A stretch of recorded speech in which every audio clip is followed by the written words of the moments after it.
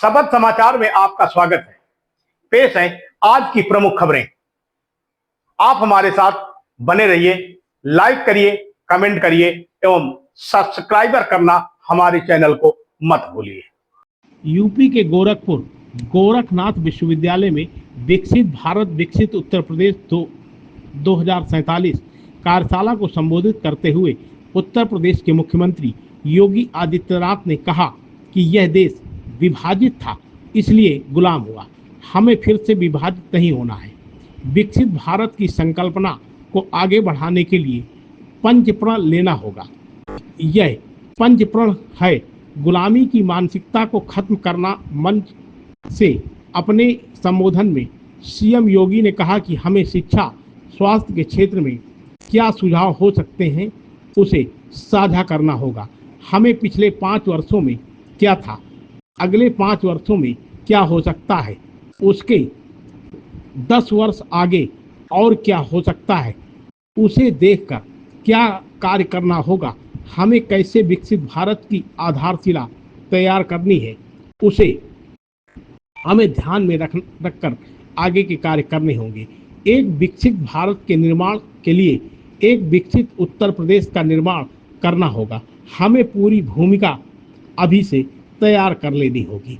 मेरा यह मानना है सब कार्य संभव हो सकता है, क्योंकि उत्तर प्रदेश में नेक्स्ट टारगेट तय किया है कि हम 2029-30 में $1 ट्रिलियन की इकोनॉमी बनेंगे और हम जिस गति से आगे बढ़ रहे हैं, जो हम लोगों के टारगेट तय किया था, उसे अचीव करते हुए आगे बढ़ रहे हैं।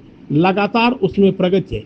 इस दौरान मंच से सीएम योगी ने कहा कि प्रधानमंत्री जी ने 2022 में कहा था कि हम देश की आज़ादी के 75 वर्ष पूरा कर रहे हैं।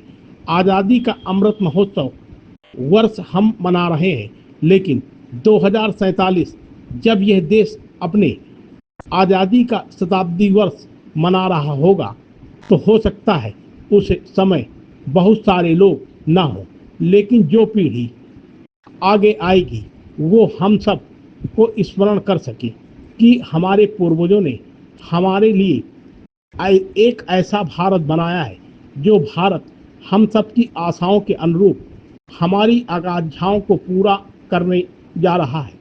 उस समय भारत के निर्माण के लिए उस समय ये बातें प्रधानमंत्री जी ने कही थी। विकसित भारत की संकल्पना को आगे बढ़ाने के लिए हमें पंचप्रण साथ आगे बढ़ना होगा। शपथ समाचार ब्यूरो। कि प्रधानमंत्री जी ने 2022 में देशवासियों से कहा था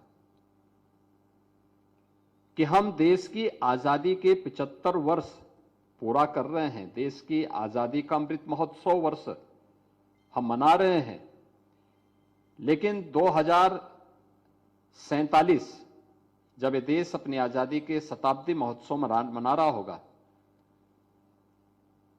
हो सकता है उस समय बहुत सारे लोग न हो, लेकिन जो पीढ़ी आएगी वह हम सब को स्मरण कर सके कि हमारे पूर्वजों ने हमारे लिए एक ऐसा भारत बनाया है, जो भारत हम सब की आशाओं के अनुरूप है, हमारी आकांक्षाओं की पूर्ति कर रहा है। उस भारत के निर्माण के लिए उस समय जो बातें प्रधानमंत्री जी ने कही थी, विकसित भारत की संकल्पना को आगे बढ़ाने के लिए कि हर भारतीय को विकसित भारत के लिए क्या करना होगा, पंच प्रण के साथ आगे बढ़ना होगा। अपने और दुनिया के सबसे पुराने महाकाव्य रामायण से देखिए, हर देश का अपना एक कैरेक्टर होता है, उसका अपना एक नेशनल कैरेक्टर होता है।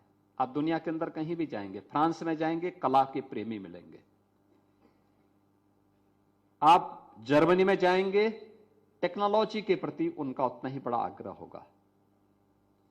आप ब्रिटेन में जाएंगे, उनके मन में व्यवसाय के प्रति उतना ही बड़ा आदर का भाव होगा।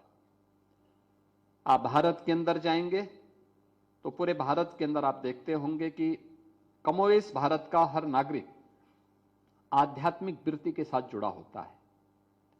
किसी न किसी रूप में उसके मन में यह भाव होता है, क्योंकि हर एक का अपना एक नेशनल कैरेक्टर है और यहीं से शुरू होता है। रामायण महाकाव्य को रचते समय महर्षि नारद से यही प्रश्न वाल्मीकि करते हैं।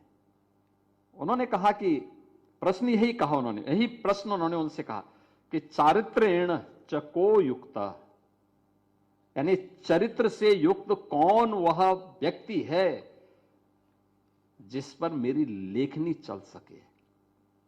संभावनाओं को ही हमें इस विजन डॉक्यूमेंट के अंदर समाहित करना है अपने सुझाव के रूप में। शिक्षा के क्षेत्र में हम कैसी शिक्षा चाहते हैं, उसके लिए क्या हमारे सुझाव हो सकते हैं।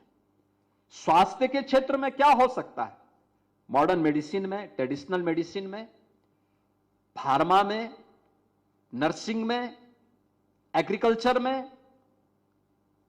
मेरा मानना है हर एक क्षेत्र में व्यापक संभावनाएं छुपी हुई है और व्यापक संभावनाओं के बीच से ही हमें रास्ता निकाल करके उस विजन डॉक्यूमेंट में कि अगले 5 वर्ष में क्या, अगले 10 वर्ष में क्या और अगले 22 वर्ष के अंदर हमें कैसे विकसित भारत की आधारशिला तैयार करते हुए एक विकसित भारत के निर्माण के लिए विकसित उत्तर प्रदेश का निर्माण करना है।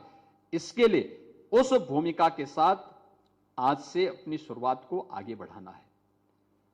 मेरा मानना है सब कार्य संभव हो सकता है, क्योंकि अभी उत्तर प्रदेश ने अपने लिए एक टारगेट तय किया कि हम 2029-30 में $1 ट्रिलियन की इकोनॉमी बनेंगे